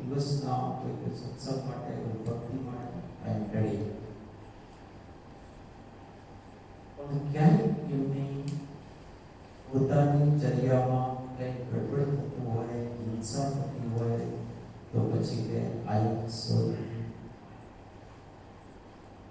हमारी चर्या भले ही वहाँ तकलीफ हम कल्याण कर सकते हैं आपका, तमें इनको कि भाई हमारे साथ चलो, हमें हरवा फरवा जीए, हमें मजा आवશે, તમારા કારણથી અમને ખૂબ ખુશી મળશે, બાપુજી જાઓ ફરવા જઈએ, જરા થોડું બોટિંગ કરી આવીએ, થોડું આ કરી આવીએ, तो भाई ये आई एम सॉरी, उसमें मेरा अहित हो रहा है, और जिसमें मेरा अहित हो रहा है, ऐसी खुशी में किसी और को ऐसे तो रागी लोग देते हैं, विरागी लोग नहीं देते। रागी जो होते हैं उनको संबंधों की वे आपने समझो पड़ो, छोकराओं को के तो आपने करना पड़ेगा, तो माजी जो करवाजी नौकरमाजी आप नहीं और नहीं तो के કે એમને સાચવવા છે, કોઈને પતિ પત્નીના સંબંધો કે બેન કે તમે મને ક્યારે ફરવા લઈ જ નથી જતા, એના નવા નવા શોખ હોય, આ ભાઈ સત્સંગી છે એનો શોખ હોય ને, પણ પેલો સંબંધ પણ સાચવવાનો હોય, કેમ કે ખાવાનું ખાવા છે ને, ઘરે ખાવા પણ આપે છે, એટલે સંબંધ સાચવવાનો છે, સંબંધ સાચવવાનો સ્વાર્થ છે, સ્વાર્થના કારણથી હિંસામાં પડશે, પણ જે નિષ્ક્રિય છે એ તો એનો કોઈ સ્વાર્થ નથી, પણ સાત્વિક રીતે તમારું કલ્યાણ થતો તો આપણે સત્સંગ, ભક્તિ, સ્વાધ્યાય ને એમાં જે અમારી ચર્યા પડતી હોય એમાં તૈયાર છે રેડી, પણ તમે કહેશો કે અમારા માટે આ કરો ને પેલું કરો ને અમારા અનુસાર ચાલો તો इतना तो हम कर सकते नहीं तो પછી શું છે પેલાને તારવાના ચક્કરમાં ડૂબે, શરૂઆતમાં તો પહેલા તો શું થાય કે ચલો એમને ખુશી માટે કરીએ, અને પછી એમને ખુશી આપણે ખુશી થઈ જાય, પછી એમાં આપણને રસ આવવા લાગે છે, અને પછી તો બંને સરખા, થોડા દિવસ પછી મહારાજ તો હવે મહારાજના રંગ જોવો જુદા જ પ્રકારના, કેમ કે રાગીઓના કારણથી રાગી થઈ, એમને ખુશ કરવા માટે પહેલા તો સેવા ભાવથી કરતા હતા, હવે એમને જ રસાવા માંડે છે એ બધી વસ્તુ, હવે એમને જ ન રહ્યા આદત પડી, એટલે અહીંયા નીચ પહેલા શબ્દ નીચ પર કે પહેલા નીચ રીતને વિચારશે અને પછી એની જેટલી શક્તિ મર્યાદા છે, સીમા, એ સીમામાં રહીને બીજાનું કલ્યાણ કરશે, પણ એ સીમા લક્ષ્મણ રેખા ઓળંગે નહીં, જો પોતાની લક્ષ્મણ રેખા ઓળંગે તો હરણ થઈ જાય, જેમ થઈ ગયું ને કે એમ થઈ જાય છે, એટલે સાવધાન છે, પણ મર્યાદામાં રહીને 24 કલાક સેવા કરવાની છે, મર્યાદામાં રહીને, મર્યાદાની બહાર स्वार्थ त्याग की कठिन तपस्या बिना खेद जो करते कोई માટે કંઈ કરવું હોય, પોતાનો સમય આપવાનો હોય, પોતાની શક્તિ આપવાનો હોય, અને બિના ખેદ, એમને કોઈ ખેદ ના થાય, બહુ મારો આટલો સમય આપી દીધો, ऐसा नहीं है, किसी जीव का कल्याण होता है और वो इस वितराग मार्ग पे आता है और इस जिन्हें भगवान के शासन को प्राप्त करता है, तो उसको एक संतुष्टि रहती है कि वाह, अपने निमित्त से किसी जीव, कोई जीव शाश्वत आनंद की तरफ गया, हमको जिन शासन की सेवा का मौका मिला, अहंकार न था जो जीवन कल्याण, मुझे आप लोगों ने जिन शासन की सेवा का मौका, आप लोगों का अच्छा हो रहा है, आप धर्म के मार्ग पे चल रहे हैं, अध्यात्म के मार्ग पे चल रहे हैं, ऐसा देख करके जो ज्ञानी साधु होते हैं संतुष्टि होती। क्यों? क्योंकि अभी भी उनका जीवों के प्रति मैत्री भाव गया है। और ये भगवान ने चला गया, भगवान नो भाव जतो रह्यो। प्रेम, करुणा, मैत्री, गुण प्रमोद आ બધા ભગવાનના નથી, એમાંથી એક પણ નથી, માત્ર વિતરાગ છે। પણ હજી જે સાધુ છે, જ્ઞાની છે, ધર્માત્માઓ છે, એમના હજી બધા જીવો પ્રત્યે મૈત્રી ભાવ છે, કરુણાનો ભાવ છે। એના કારણથી આપણા કોઈ મિત્ર હોય, એનું કલ્યાણ થતું હોય તો આપણને સારું લાગે। સર્વ જગતનો મિત્ર છે, જેના માટે જે કરવું પડતું હોય એ તત્પર રહે છે। स्वार्थ त्याग की कठिन तपस्या बिना के स्वार्थ नो त्याग करवो तपस्या है।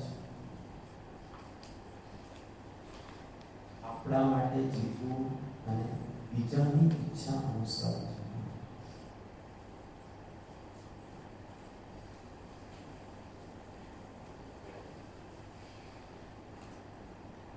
શોપિંગ કરો છો। શોપિંગ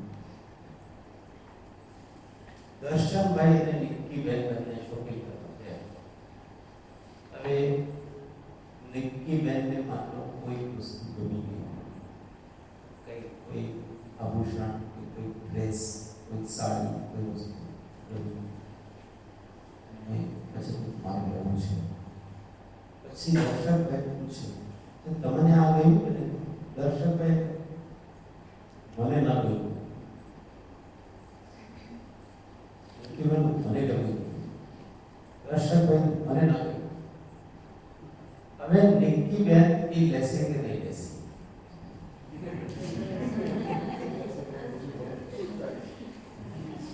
દર્શક ભાઈ એમ કીધું કે તમે લો, મને વાંધો નથી કાંઈ, પણ મને ગમ્યું નહીં, બસ એટલું જ કીધું એમને। એમને એમ ન કીધું કાંઈ કે તમે ન લો, આ પૈસા તમે લો, વાંધો નથી। નિક્કી બેન લેશે કે નહીં લેશે? જો નિક્કી બેન ને એમના પ્રત્યે પ્રેમ હોય, પ્રેમ એનું નામ છે કે બીજાની ઈચ્છાની, બીજાની ભાવનાઓના માટે પોતાની ઈચ્છા, પોતાના સ્વાર્થનો ત્યાગ કરવો, એનું નામ પ્રેમ છે। હવે તમારે નથી કરવું તો તમારે લેવાનું અર્થ જ નથી। તમને ગમે અને એમને કોઈ એવી વસ્તુ ગમી ગઈ જે એના લોકો કે ના આ પાછળ આ તાર માટે ઘણો સારો છે, લઈ લે। હવે એમને નથી ગમતી તોય પણ ચલો યાર એમને કીધું છે, એમનો મન ખુશ રહેશે તો એમાં આપણી ખુશી છે। स्वार्थ त्याग की कठिन तपस्या કે હવે બીજા માટે જીવવાનો, બીજાની ઈચ્છાનો ધ્યાન રાખવાનો, આપણી કોઈ વ્યક્તિગત ઈચ્છા ન રાખવી, સ્વાર્થ ત્યાગની તપસ્યા છે।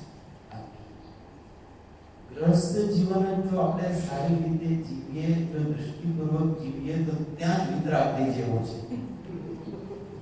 કેમ કે ત્યાં એટલા બધા આપણા પાસે અવસર છે, ઓપોર્ચ્યુનિટી છે। રાગ અને દ્વેષ, ઈચ્છાનો ત્યાગ કરવાનો, ને કેમ કે ત્યાં બધાને રાજી રાખવાના હોય ને, એટલે પોતે કોઈ હોય જ નહીં। જોવાનું કે ઘરમાં કોઈ માં હોય એટલે બેન હોય, એના પતિ હોય, દેવર હોય, દીકરો હોય, બધા એકલી, તો એનો આખો ટાઈમ બીજામાં જ જાય। હવે આને છોકરાનું ટિફિન બનાવવું છે, હવે મારે દેવરજી એનું ટિફિન બનાવવાનું છે, હવે આ કપડા કરવા છે, પેલા આટલા વાગે આવશે, એના પાસે આખો દિવસ શું છે? બીજાનો જ છે, એના માટે કોઈ ટાઈમ જ નથી। બધા જતા રહે, પછી થોડો ટાઈમ મળી ગયો તો નાવા ધોવાનું કરે। स्वार्थ त्याग की बिना भेद जो करते हैं, ऐसे ज्ञानी साधु जगत के दुख समूह को एवं परोपकारी त्यागी महात्माओं संतों रही तो आपने आनंद आए। क्योंकि પોતાનું નહીં કરશે, પહેલા આપણું જ્ઞાન રાખશે। આવો બનવાનો પ્રયત્ન કરવો જોઈએ। આવું ન કરી શકીએ પછી આગળ ભાવના કરી છે આજનો સત્સંગ અને સેવા. मैं संतन को दास जिन्होंने मन मार लिया, मैं संतन को दास जिन्होंने मन मार लिया, जिन्होंने मन मार लिया, जिन्होंने मन मार लिया, दास जिन्होंने मन मार लिया, हमारी तनुष किया किया परम सद्गुरु, हमारी तनुष किया परम सद्गुरु, बाबर तो कछ दिसत नाही, बाबर तो कछ दिसत नाही, भीतर चमके नूर, जिन्होंने मन मार लिया, जिन्होंने मन मार लिया, मैं संतन को दास जिन्होंने मन मार लिया, आपको ज्ञान जगत में बैठा नहीं किसी से काम, आपको ज्ञान जगत में बैठा नहीं किसी से काम, आपको ज्ञान जगत में बैठा नहीं किसी से काम, आपको ज्ञान जगत में बैठा नहीं किसी से काम, उनमें तो कछु अंतर नहीं,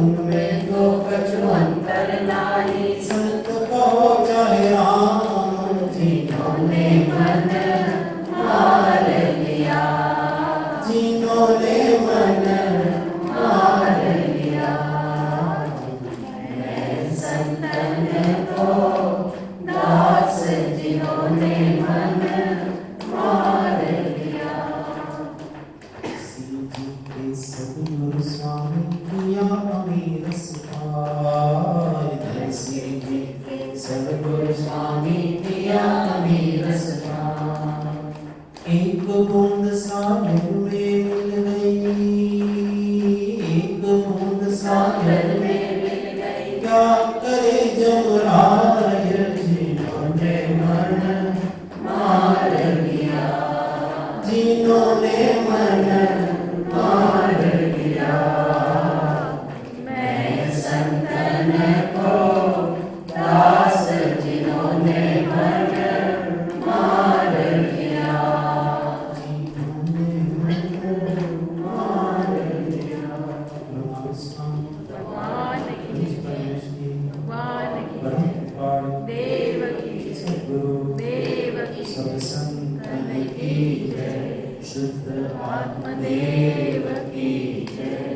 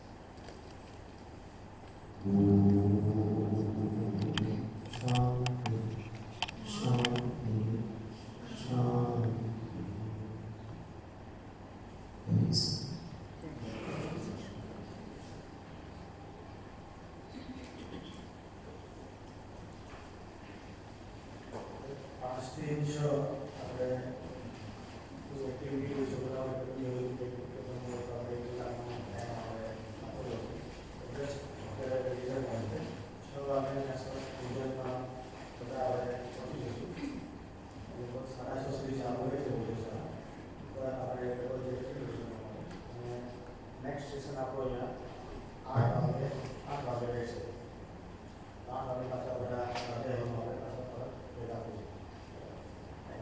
ભજન કરીશું જે ગાતાઓ તૈયાર છે